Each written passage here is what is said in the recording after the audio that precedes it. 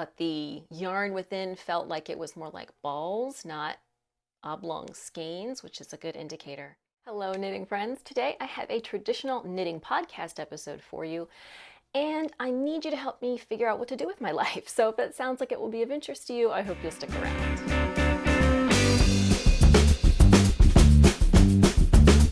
Hello again, forever friends. Welcome or welcome back to the channel. I am your host, Kristen, and today I've got a traditional knitting podcast episode for you. So some WIPs, one finished object, some design stuff, and we're going to start off talking about an event. So if you are not interested in free knitting events, check the timestamps in the description box down below and go ahead and jump ahead. But if you are, stay tuned.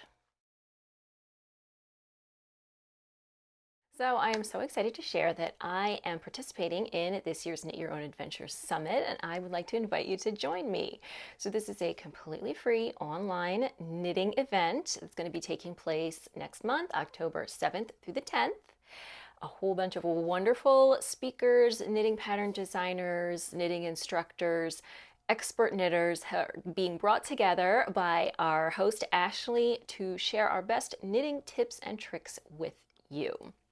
So as I said, this event is completely free. You just have to sign up. There is a link in the description box down below so that you can go ahead and do that. And then you will have access to all of these great presentations that are going to be happening. So I personally am going to be talking about fixing or preventing the holes that sometimes form at the underarms of your sweaters and at the gussets of your socks. However, there are lots and lots of other presentations going on as well. As I said, it is spread out over these 4 days. There is a Facebook group for you to get to know both the speakers and the other participants in the event. There are prizes. There is some kind of bingo going on. And of course, there will also be the option to buy the Expedition Pass, which gives you ongoing access to the presentations and lots of other bonuses from the speakers. So if you are looking to level up your knitting skills, learn from some really wonderful instructors, you should definitely check out the list of instructors because they are amazing.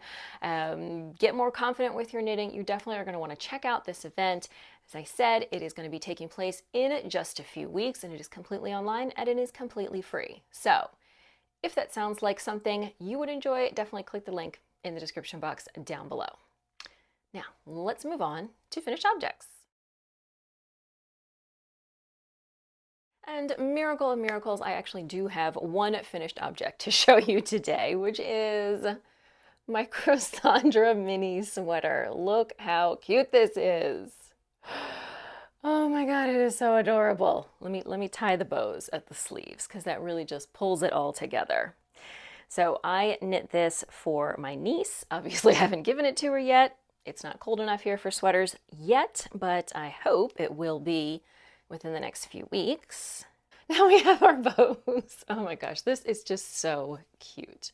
So this is the Crossandra Mini. I don't remember the name of the designer, but I will include links to all of this stuff in the description box so you can find that. And I knit this with, I think, just 2 balls. And I was kind of close at the end, but I managed to squeak it out. 2 balls of a Knit Picks yarn that unfortunately is discontinued. So I knit this with Kindred. This is a DK weight yarn that is 68% baby alpaca, 32% Peruvian cotton. So I still have several balls of this left because, as I said, this only took about 2 balls. It is just adorable. So as you can see, basically all over garter stitch and scalloped hem, scalloping at the bottom of the sleeves as well. So I had originally thought, looking at this, that you would just knit it and then in the end pick up, some I cords right here. But what you actually do, and you can see there's a little pleat in the sleeves, which is really cute right before this, but the I cord is attached going all the way around, which is still easy to do. It just wasn't super clear. Like looking at the pictures now, I can see it, but it didn't come out super clear when I originally saw it. So I just assumed these ties were kind of picked up right below the pleat and then just worked as I cords. But you actually are picking up on one side, then doing this applied I-cord all the way around to the other, and then, you know, working these cords. So I knit, I want to say, I knit the 6-month size, but I knit the 3-month sleeves.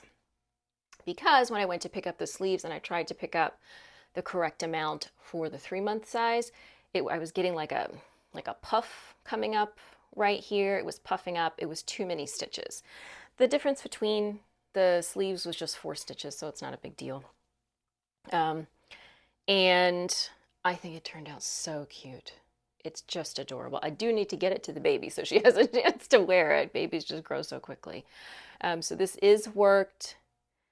You know, you do the back neck cast on, short rows for the shoulders, and then pick up along the shoulders and work to the front. The only bad thing about this is that garter stitch in the round is not as fun as stockinette in the round because you do have to purl.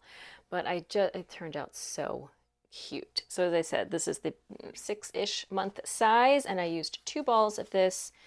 This is 115 yards, so 230 yards total. So I need to get this delivered. It has been done for a couple of weeks now. We just have not had a chance to see my brother and sister-in-law, unfortunately. So starting next week, my husband is going to be in the office 3 days a week instead of just 1. So hopefully he'll, I don't know, start meeting up with my brother-in-law for lunch, and then he can deliver this absolutely adorable sweater. There is an adult version, like I think there's a baby, there's a kids, and then there's actually an adult version of this, which I originally thought would be cute, but it is knit with a bulky weight yarn, and a bulky weight sweater, that's not, it's too much for me.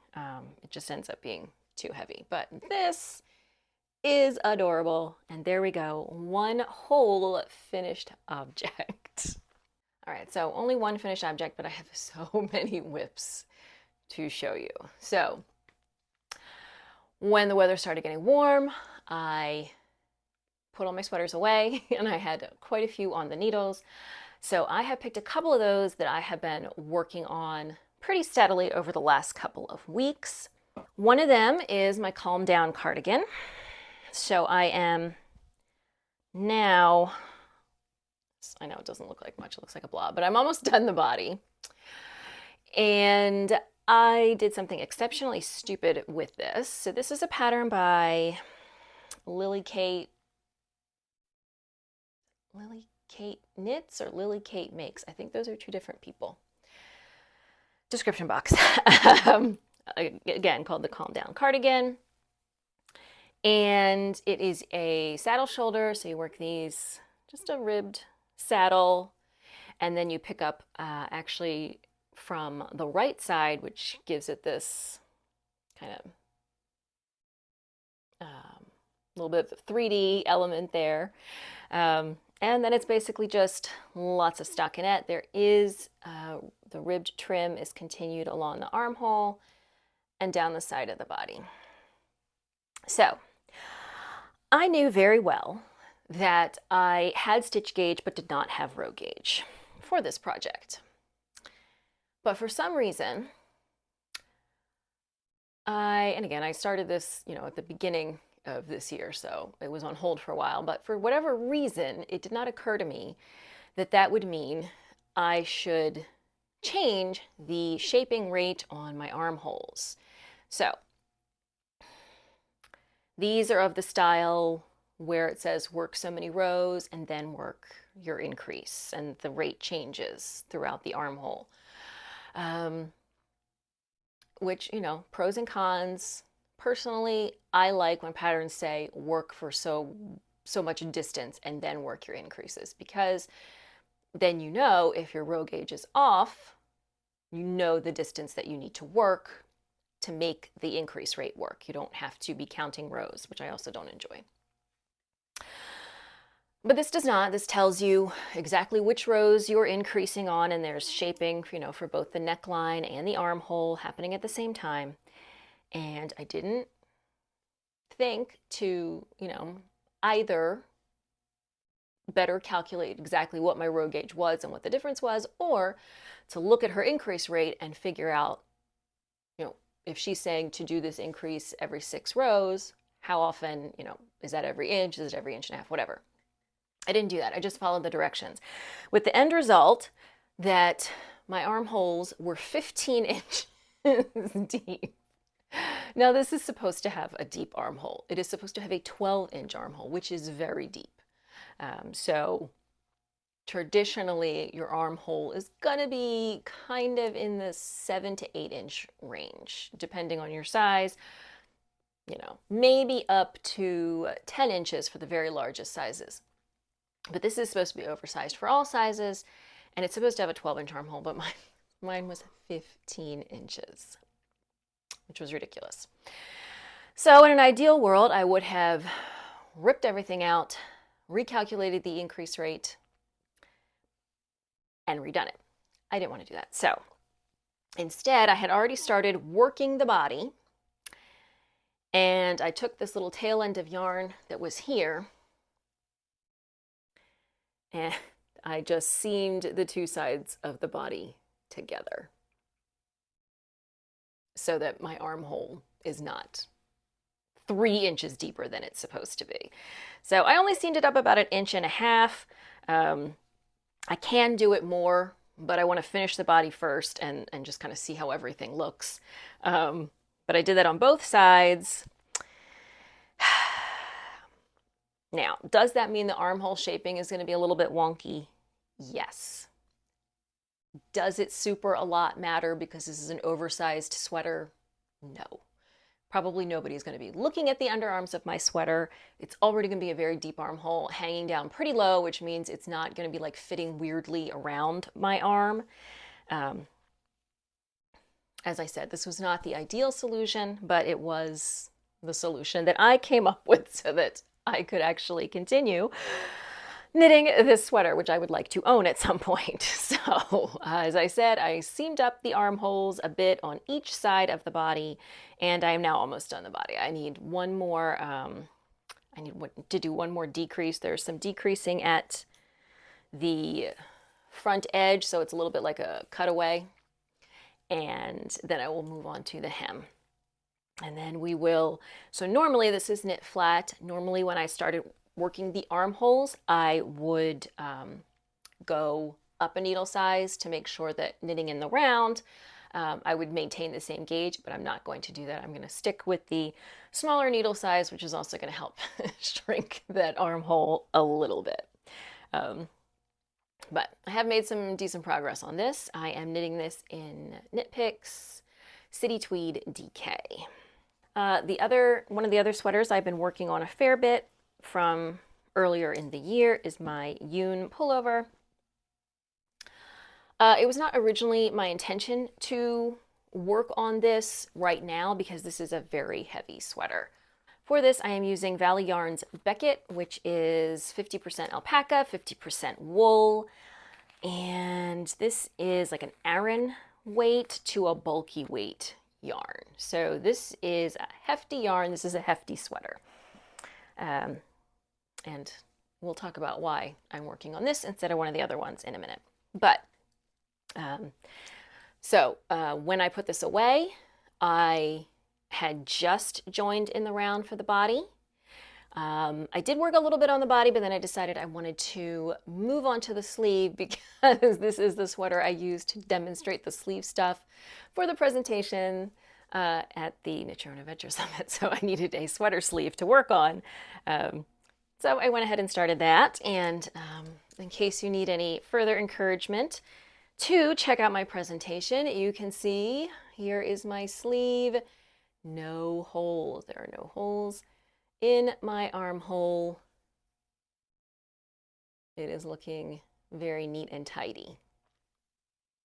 So this is a very hefty sweater, and it's not a super exciting sweater. I really just wanted a kind of cozy sweatshirt, throw over, pull over with nothing fancy. So it has some, a little bit of a detailing around the raglan lines. It has a nice squishy folded over neck.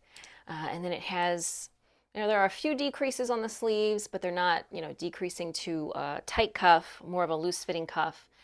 And then the body, I'm going to work for a few inches more, and then you split for a very large split ribbed hem. So nothing super fancy going on with this one. Definitely this is more of a winter sweater than a fall sweater. However, okay, so the reason I am working on the Eun pullover, I was originally planning to work on my Roma cardigan. However, this is how much I have knit, and I have already used half my yarn.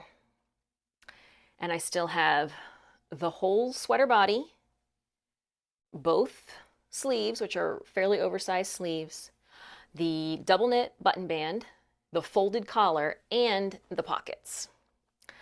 I'm gonna run out of yarn.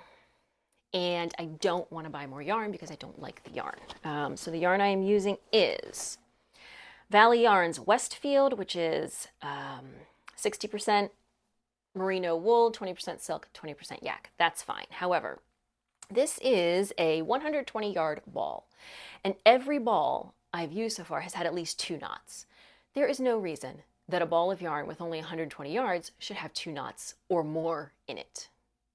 I don't like that. I don't think it's necessary, and especially because this is it's oversized, so it's got long rows, and it's a slip stitch pattern. So trying to, you know, change, add in a new ball of yarn, it's extra difficult with this slip stitch pattern. And if my yarn has to be broken 3 times per ball, it's ridiculous. So I don't want to buy more of the yarn, even though like the fiber and the drape is lovely, but the quality is not there. But I'm almost positive I'm going to run out. There's no way. I mean, I just joined the body, so I've still got a long way to go. Editing Kristen here. So in editing this video, I was going to get a photo of the Roma cardigan from the pattern page, and I was looking at my project page on Ravelry for it. And the reason I don't have enough yarn is that for some God knows what reason, I cast on a size 5. I should be knitting a size 3. Like, I looked at the pattern, and all throughout I have highlighted the instructions for the size 5. I don't know what I was thinking. So that's why I don't have enough yarn. So I'm really disappointed, and I don't really know what I want to do with that, because I do like this pattern. I mean, I would finish it if I were not going to run out of yarn, and I would just, you know not to get that yarn again. But I'm definitely going to run out of yarn. I really don't want to spend more money on crappy yarn. So that's a disappointment, and this is just kind of going to go in the whip basket until I figure out what to do about that. So since I can't be working on that, I have been working on the Eun pullover, and then the other on-hold sweater I have been working on is my Reading cardigan. This is a Brooklyn tweed pattern, and I love it, but oh my gosh, it is so... This is another one I may not have enough yarn for, but I have a sweater to rip out still.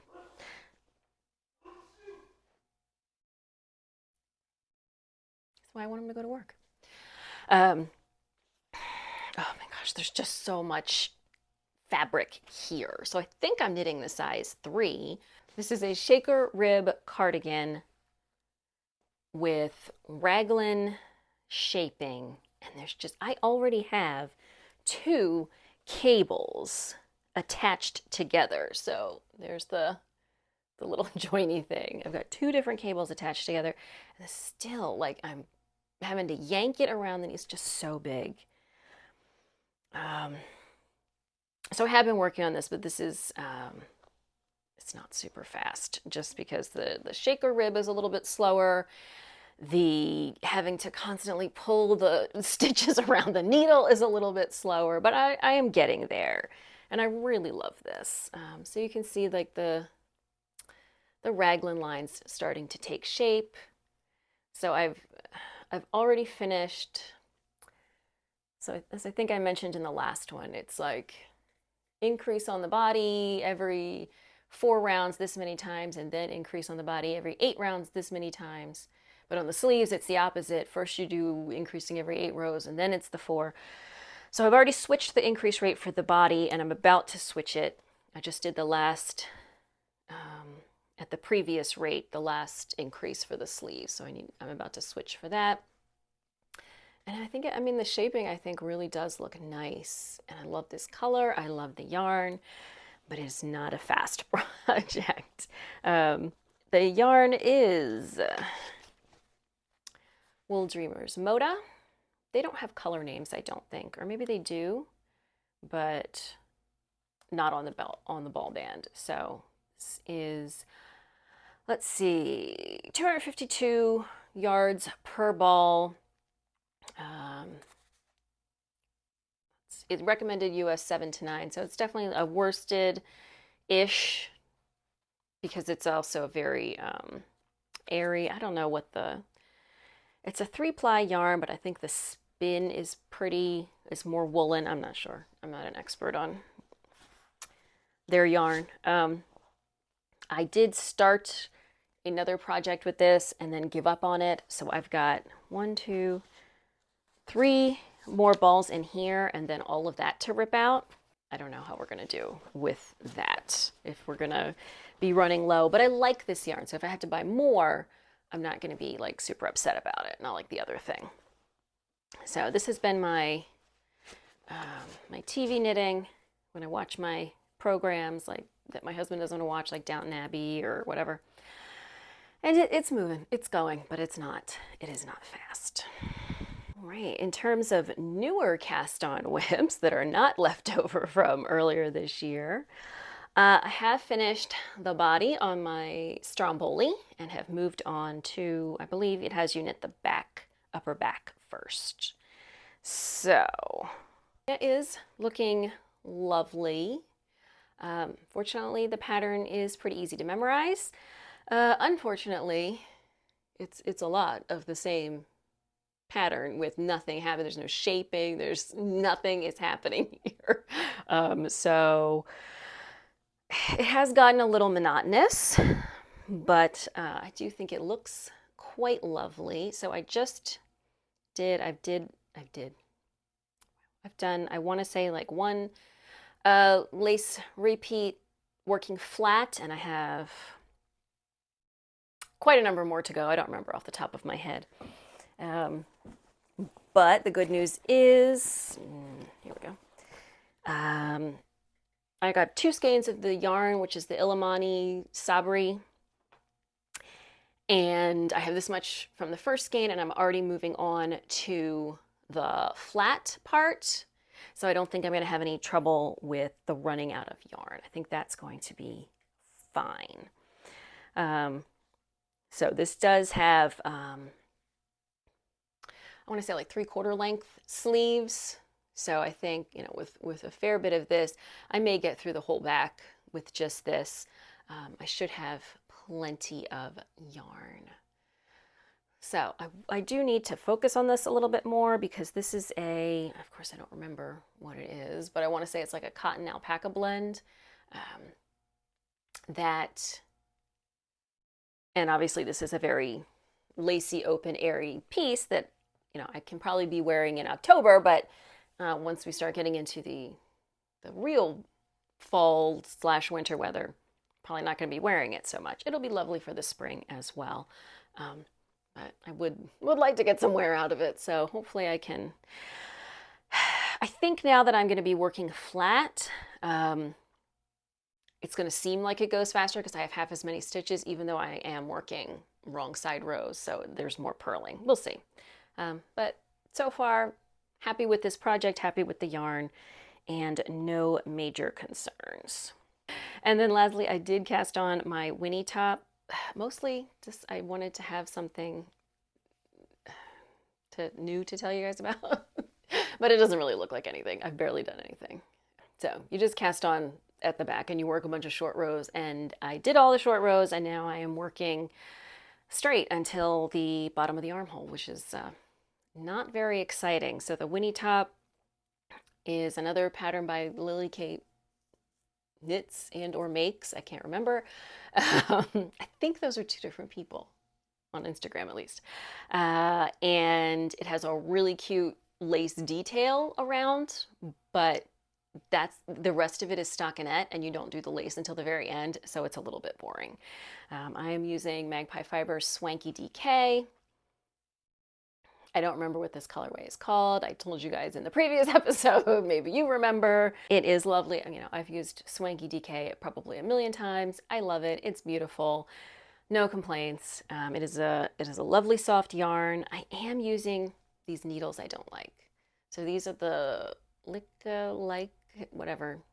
copper needles, which I wanted to have a second needle set. I use my Chow Goose mostly, but I want to have a backup set. And I don't like them because the joins aren't smooth. And so this part, first of all, I feel like it's snagging the yarn. Even if it's not like completely snagging it, I feel like it's roughing against the yarn. But also, it's rubbing against the palm of, like if I'm holding my needles like this part is rubbing against the palm of my hand and irritating it. But I found I needed US 4 needle tips and I thought they were in another project, but I just found them. So I'm going to be able to switch over to my Chow Goose and hopefully make some more progress on this. But I did want to have like one new thing to tell you guys about. All right, I wanted to tell you guys about a couple of design-ish things. But then this is also the part where I need you to tell me what to do with my life. So I want you to tell me what to do with this sweater. But first I need to get into like a backstory kind of. So from like 2015 to 2020, I was a knitting pattern designer, kind of capital D. So I would publish somewhere around 15, 18 knitting patterns a year. I never made a lot of money from it, but it was something I could do while I was at home with my kids that I enjoyed, and at least it was kind of like padding, you know, the yarn budget. And then once my kids went back into school full day, I shifted into freelance translation. And I continued to publish, you know, I don't know, 4 or 5 patterns a year just for fun. It's something to do, you know, in my spare time. I would get an idea and it was just fine. And now here we are in 2025. And AI has completely decimated the translation industry over the last 2 years or so, to the point where almost the only work left is what's called MTPE, machine translation post editing, which is fixing machine translations, fixing mistakes that, you know, professional translators wouldn't make in the first place. And it's horrible, it's boring, it's mind-numbing, and the pay rates are like, I don't know, 15, 20% of what the traditional translation rate was. So it's terribly underpaid and it's awful work. I have also been working for a history website as an editor, but they recently decided to cut back on the number of articles that they're accepting and new authors that they're accepting, which means that my editing hours have also been cut back.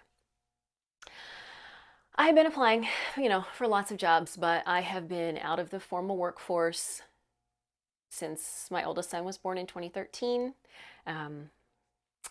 And, you know, I have a kind of a educational background that is not particularly applicable to a lot of things. So I have a master's degree in Latin American studies. That's not super useful. And I also am still kind of limited in what kind of jobs I can apply for because my kids are in school full day, but I still need to be here when they get home from school.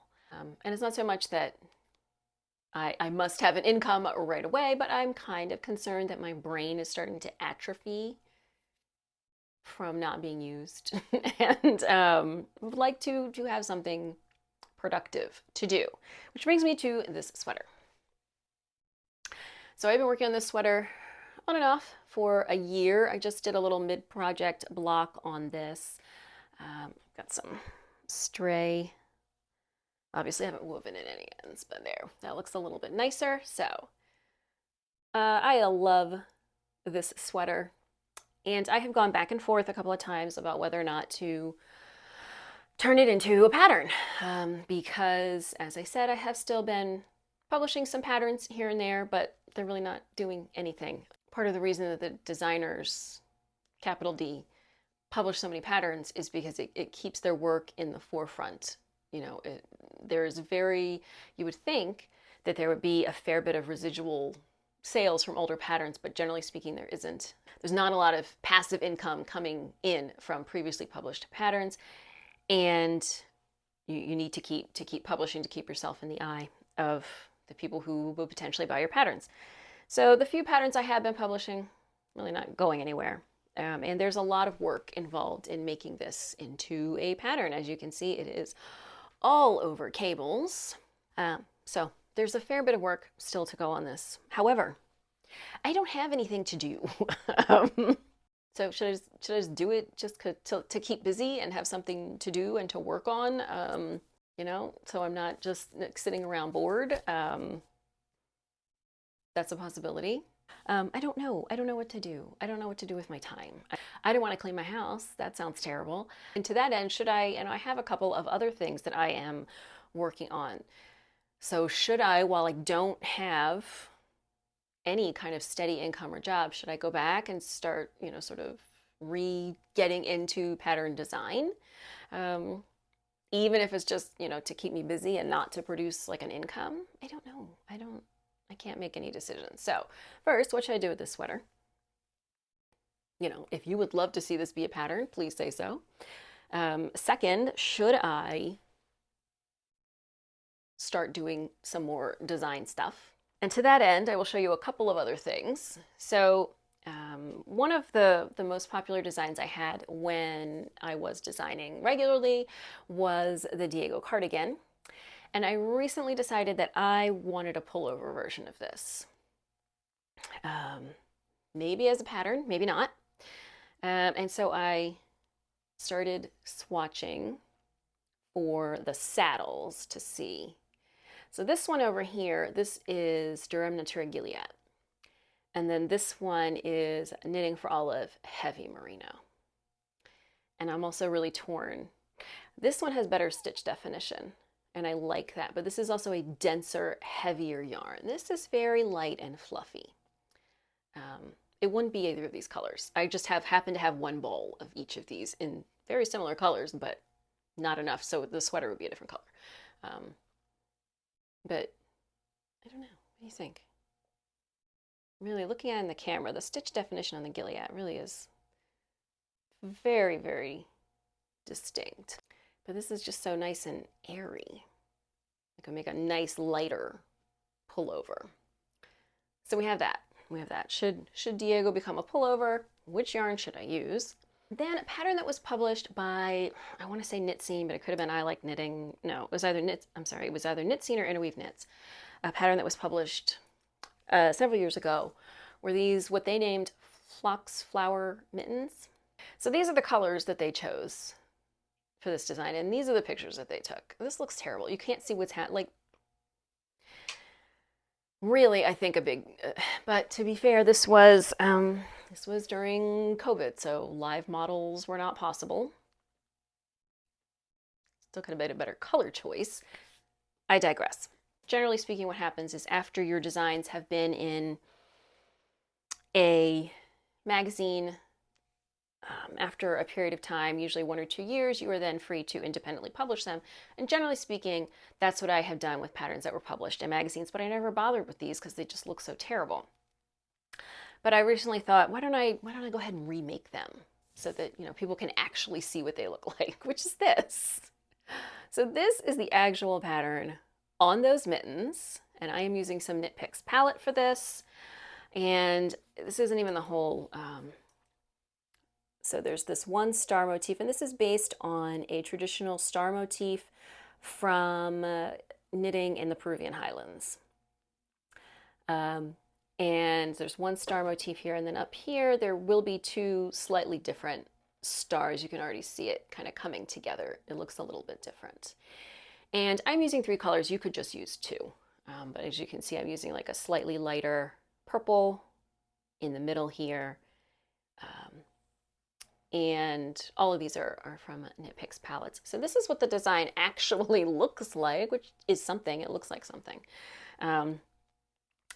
Maybe I would re-release that pattern. I mean, like all the math is done and everything. Just basically re-release that pattern with a decent looking sample. And, you know, at least I can get some better photos up there on the pattern page. So that is another one. And then I still have some other ideas. I recently saw this, you know, a ready-to-wear sweater that I was like, I would love to make a dupe of that.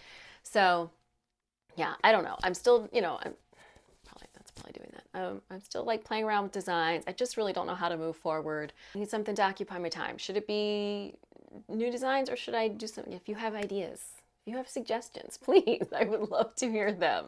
Yeah, I don't know what to do with my time. Please help me. All right, friends, I thought we would just wrap up with something sort of silly, and that is that I've got a birthday coming up soon. And I have sent my husband and other people who usually ask what I would like for my birthday. I send them a list of yarns I would like. I've been doing a lot of destashing, and I could use some new yarns to freshen things up. And I just thought it would be fun to share what yarns I asked for and then what I would be making with them if I get them. I do know that we got a package from Wool & Company earlier this week because that's the kind of smart planning my husband does. So clearly I'm getting something. I don't want to venture too far into what that might be, but clearly I'm getting at least some yarn. So the first thing on my list was a sweater quantity of this Ewe Billy yarn from Knit Picks in Steel Blue. I love this color. So this yarn is a DK weight featuring kid mohair and merino wool, which sounds like it would be a little bit fuzzy with the mohair in there. You know, mohair can be a little bit prickly, but you have a lot of merino wool to kind of balance that out. And what I would be making with this is the Coomo cardigan. So this is a pattern by Anka Strick, and this is worked in Fisherman's Rib. I've already got the shaker rib cardigan going on. This one maybe is a little less oversized. Maybe it would move a little bit more quickly. I don't know. But I really love this back neck detail here. And I do need some more cardigans. So that is the first possible birthday project. The next thing on my wish list was Peer Gynt in eucalyptus. And what I would be making with this is the Lulu slipover. So as I mentioned previously, I've never done a petite knit pattern, and I think it would kind of be a fun video here on the channel to try out my first petite knit pattern and just see how it goes. And I really would like to do it with her recommended yarn, which is the Peer Gynt. So I love this eucalyptus colorway, just barely a green blue kind of going on here. The Lulu slipover is obviously a slipover, and it has these fun like button, you know, side attachments. I think I would probably shorten that armhole a little bit, but still, I really like this one. And it's probably time to try a petite knit pattern. So that is number 2 on my wish list. Third on the wish list, I had 5 balls of Rerum Natura Robinson in the Azure colorway. So the Rerum Natura Robinson, I haven't used that before.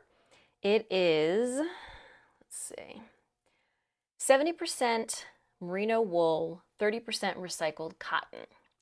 So it is a worsted weight, but it'll be a little bit lighter with that cotton, and it is the recommended yarn for this particular pattern that I would be knitting with it, which is, where are you? The Hailey Sweater by Irene Lynn. So I had talked about this recently in that I kind of fairly recently did a similar looking sweater with lots of kind of cable eyelet combo. So I don't really need this, but I absolutely love this. And I just love the shaping on it. A little bit of a boxy fit, the oversized sleeves. And again, I haven't used this yarn before, but it is specifically recommended for the pattern. So that, you know, it's sometimes when you're yarn substituting, especially with something like this, where it's eyelets, it's cable, you don't know how your yarn's going to behave, but You get a really great example right in the pattern photos if you use the recommended yarn, which to be honest, I hardly ever do.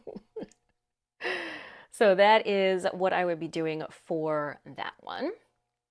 Next on my wish list was 9 balls of Sandnes Garn Lina in deep burgundy, and this would be for another Irene Lynn pattern, which is the Kylie Pullover that I have been wanting to knit for like 2 years now. So the Lina is a blend of cotton, viscose, and linen. This would definitely be a spring project. However, it is a worsted weight, so I still think this would be a late winter, early spring wear. This is not something I would be wearing in the hot, humid summers that we have here. And I would be doing the full length sleeves. So originally I was gonna maybe go for a lighter color, but I saw this burgundy and I thought that would be a really good match for that one. And then last on my list are 6 balls of Knitting for Olive Merino in Dusty Banana and 7 balls of Knitting for Olive Soft Silk Mohair in Dusty Banana, which is this very, I'm not a big yellow person, but this kind of pale yellow I think would be like almost cream would be nice. And this would be for the Gynt cardigan, which I know I have mentioned here before. I love this. I think it would look particularly good again in this pale yellow, almost cream.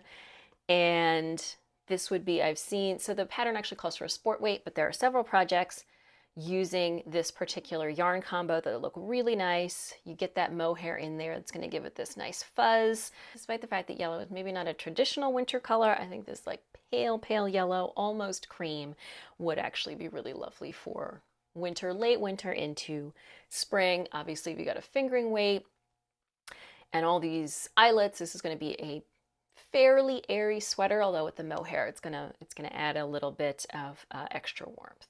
So that's the last one, the Gynt cardigan. That is my birthday wish list. Keep your fingers crossed that I get some of those. I have my suspicions about what's in that bag from Wool & Company. I just took it out of the mailbox, but the yarn within felt like it was more like balls, not oblong skeins, which is a good indicator. And we shall see. All right, knitting friends, that is all I have for you today. Please don't forget to check out the Knit Your Own Adventure Summit. You can sign up completely free and you can find the link in the description box down below. Also, please tell me what to do with my life. Do any of the designs I showed you look like something you would be interested in? Let me know what you think. I clearly am incapable of making this decision on my own and would welcome your feedback. Links to everything that I've talked about are in the description box down below, so all of the patterns and all of the yarns that I mentioned. And before I forget, what I am wearing today is my Sailor Swift, which is a pattern from Veronica Lindbergh Kutowakika. Always forget that part. Thank you so much for joining me for today's video. If you liked it, enjoyed it, please give it a thumbs up and don't forget to subscribe. New knitting videos here every Saturday. If you're looking for me on social media, you can find me on Ravelry and Instagram as Media Peruana, and I will see you soon in another video.